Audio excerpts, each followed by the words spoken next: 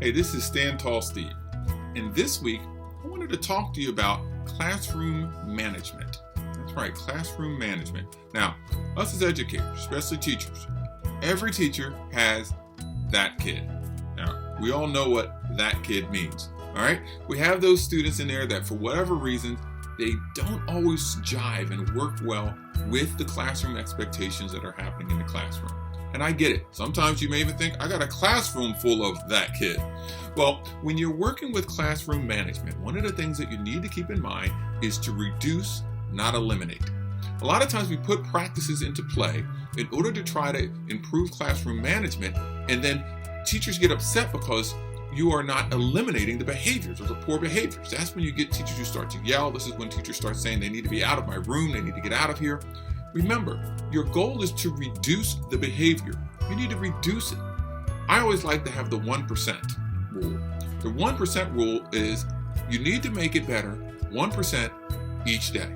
If you can make classroom management, student behavior, interacting with whatever that student, that kid might be, by 1% each day, how much better will you be by the end of the year?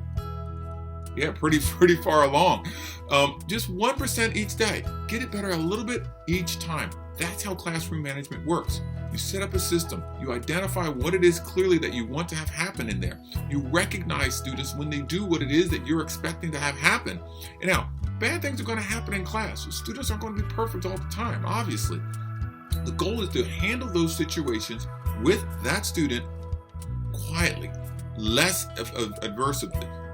Put it down a little bit lower, and then for those students who are doing the right thing, that's when you get more excited. That's when you do what it is that you need to do and get those students, and they'll start to realize, you know what, in order to get the attention, I need to start working in this area in order to get the attention that I really need. The other attention I'm getting is so reduced, it's so small, it's not going to really make that big of a difference.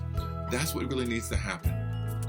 Those are some ideas that you can do. Keep that in mind when you're working with those students that are having that difficulty in your classroom. Classroom management is all about reducing, not eliminating. Because a lot of times you're not going to eliminate. Kids are kids, people are people.